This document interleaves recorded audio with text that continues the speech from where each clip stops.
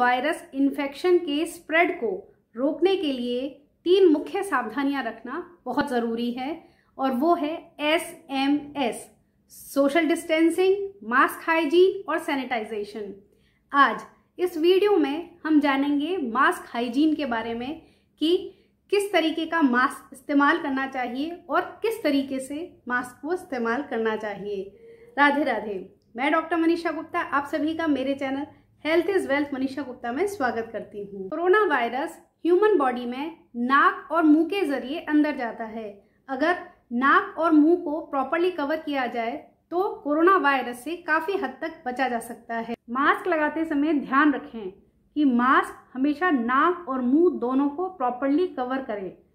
कई बार लोग नाक को खुला छोड़ देते हैं और केवल मुंह पर मास्क लगा के रखते हैं। ये पूरी तरीके से गलत है।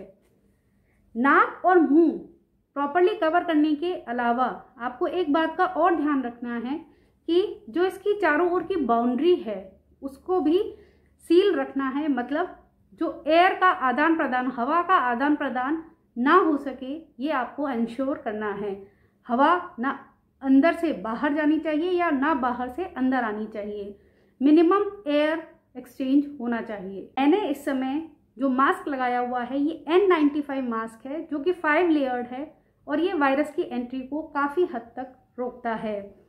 N95 मास्क को इस्तेमाल करते समय आपको दूसरे किसी और मास्क को पहनने की ज़रूरत नहीं है। ये है सर्जिकल मास्क जो कि अकेला एनफ नहीं है। इसके साथ या तो एक और सर्जिकल मास्क लगाया जाए और इंश्योर किया जाए कि इसकी बाउंड्रीज कवर हो और एयर की एंट्री कम से कम हो। सर्जिकल मास्क के ऊपर कॉटन मास्क भी लगाया जा सकता है, इसे लगाना भी सही है।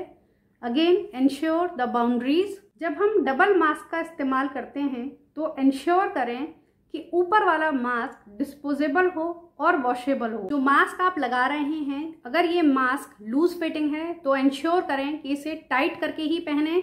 आप इस तरीके से गांठ लगा सकते हैं मास्क के पास दोनों तरफ और फिर टाइट फिटिंग के साथ ही मास्क को पहने। मास्क लगाते समय एक और बात का विशेष रूप से ध्यान रखना है कि मास्क पहनते समय और उतारते समय दोनों ही समय आपको हैंड वॉश करके या हैंड्स को पूरी तरीके से सैनिटाइज करके ही मास्क पहनना है और उतारना है। मास्क जिसे आप इस्तेमाल कर रहे हैं वो सही है या नहीं है, इसे पता करने के लिए मास्क पहनने के बाद अपने हाथ को मुंह के आगे लेकर आएं और फिर मुंह से जोर से फूंक मारें और ये जो हवा आप मुंह से निकाल रहे हैं ये महसूस करें कि ये आपके हाथ को टच करती है या नहीं।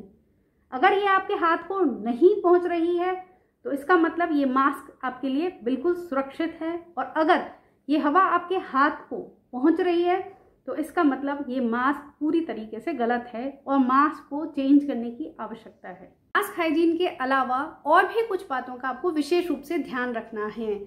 अगर बॉडी में कोरोना वायरस इन्फेक्शन के सिम्टम्स, कॉमन सिम्टम्स लाइक बुखार का आना, शरीर का टूटना, गला खराब होना अगर होता है तो आपको डिले नहीं करना है। 1 या 2 दिन ऑब्जर्व करने के बाद तुरंत आपको डॉक्टर से कंसल्ट करना है और मेडिकेशन डॉक्टर के हिसाब से स्टार्ट करना है।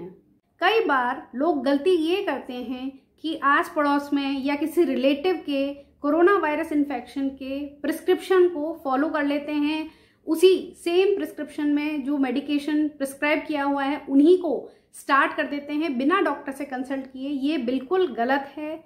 आप इंडिविजुअल व्यक्ति को जो सिम्टम्स हो रहे हैं उसको आपको डॉक्टर से कंसल्ट करके ही आपको मेडिकेशन स्टार्ट करना है। दूसरों के प्रिस्क्रिप्शंस को फॉलो नहीं करना है। एक और बात जो बहुत कॉमन हो रही है इन दिनों, लोग सोशल मीडिया पर मेडिसिन्स या घरेलू उपचार को पोस्ट कर रहे हैं कि इनसे कोरोना वायरस से बचा जा सकता है, लेकिन आप इन सब चीज़ों को फॉलो ना करें।